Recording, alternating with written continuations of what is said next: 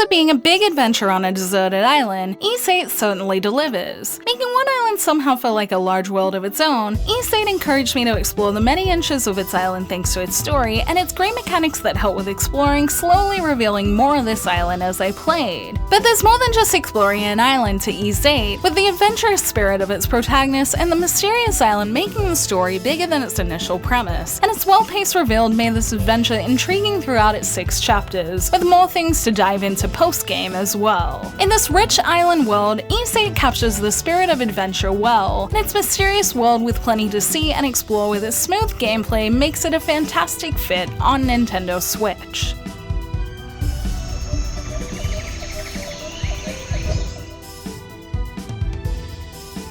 VIII revolves around the series protagonist, adventurer adult Kristen, who finds himself aboard a ship called the Lombardia that leads him to his next adventure in an unexpected way. The ship is attacked by a sea monster, and he finds himself washed ashore on the Isle of Seiron, an uninhabited island full of monsters and undiscovered history, but also with no way back home in sight. Adol and other castaways from the Lombardia form a settlement called Castaway Village, and set out to find other castaways and a way off the cursed island. The shipwrecks on a deserted island premise is mixed with an extra twist where Adol finds himself having dreams that involve him experiencing the life of a blue-haired girl he's never met, adding to the mystery of this island. As its 6 chapters progress, VIII's story reveals the mystery of its island at a good pace and goes beyond its initial premise as Adol and his friends discover the secrets hiding on the Isle of Seiron.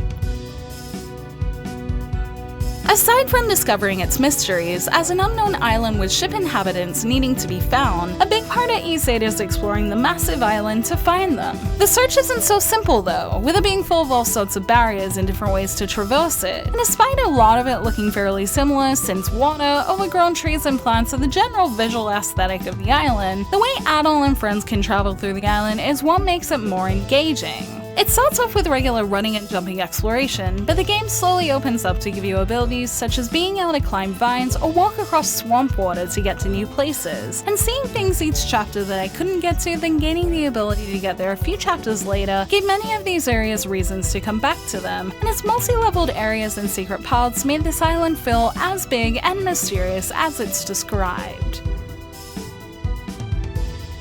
On top of using its exploration mechanics to unlock new areas, even more can be found and used on the island as you find more castaways from the Lombardia. With some obstacles around the island requiring a certain crew size to be strong enough to push away big boulders and other things blocking off places, finding castaways adds both to the game's story and aids you on your journey. New castaways also help expand Castaway Village, adding new features based on each castaway's skills, like finding a blacksmith castaway meaning you can develop your weapons, or finding a tailor meaning you can get new clothes and armor. And being able to interact with the people working on the island really made it feel like a community, with the group constantly working together in raids or chiming in during story moments, making each member feel like a valuable new member of Castaway Village. Adding new mechanics in this way felt great both story and gameplay wise, and I'm already looking forward to going back to find any that I miss and trying the mechanics they have to offer.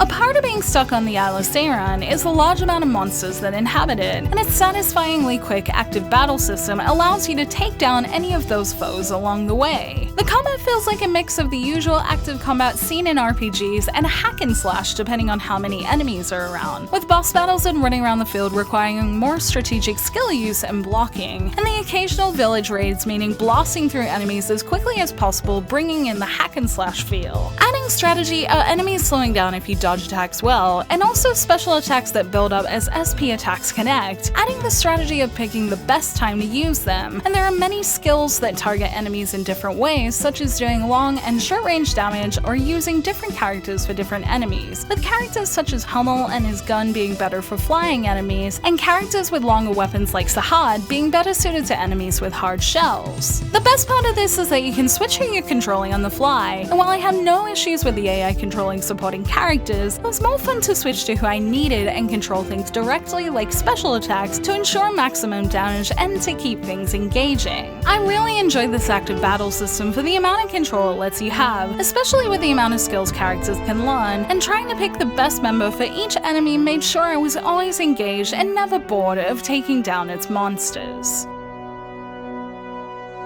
With its smooth action gameplay, although VIII was originally on PS4, it also runs smoothly and looks good on Nintendo Switch. There is maybe a slight grainy appearance on some of the textures on the grass and brighter areas that maybe look less smooth than the original PS4 demo I played of VIII, but in terms of games ported to portable devices, to me it looked fine and I was able to enjoy it in docked and handheld mode without any issue, which is a nice change compared to other ports I've tried. I did notice a few people on social media complaining about frame rate problems, but it hasn't been an issue for me, potentially meaning I just didn't notice them or it was fixed up in one of the patches released while I played. The only thing I did notice was some enemies in the distance moving slower than the ones up close, which was occasionally distracting, but I didn't find anything distracting enough to affect my gameplay or my enjoyment of its systems. I'm pretty sure I also played after at least one patch that fixed up some of the initial problems people had with the localization, as I thankfully had no big issues with it, which I'm particularly happy about as I know its previous one had some problems. Overall, since I'm usually the type of person to buy games on the console where it looks best, I was very happy with how it felt on Switch and was able to enjoy the look of its island, good English voice acting, and its fantastic soundtrack without wishing I was playing its PS4 version.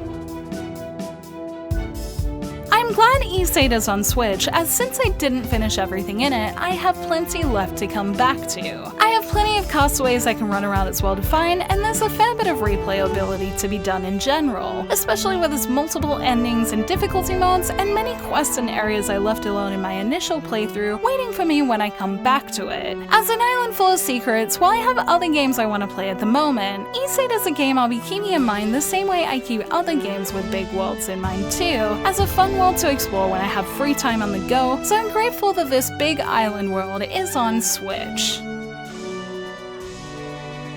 VIII's pacing of its mechanics and surprisingly deep story really captured the adventurous spirit of its protagonist well in this interesting island journey. Its story surprised me with how deep it is, and while I don't want to spoil anything, it's well worth trying if you think its mysteries seem interesting, both in its story and its world. Exploring its world was a lot of fun thanks to its many mechanics, and switching characters made taking down its enemies a very satisfying action combat system to play while I ran through its world. Although it wasn't originally made for the Switch, VIII is a great game with an intriguing world to explore that fits well on the system for those who like the idea of exploring an interesting world on the go. And with many secrets still waiting for me, I'd be happy to come back to this enjoyable world again sometime soon. Thank you for watching this video. Let me know in the comments below if you have played VIII and if you played it on Switch, PS4, or any other systems. You can like and share this video if you enjoyed it, subscribe to my channel for more JRPG content like this, and ring that bell to get notifications on whenever I post so you don't miss a thing. You can check out more videos here, or check out the blog at jrpgjungle.com where I do everything I do here, but in written form. And you can find me on social media on Twitter, Facebook, and Instagram, all at jrpgjungle. Links to those will be in the description below, along with links to where you can pick up VIII for Switch or any other console. Until next time, thank you, bye!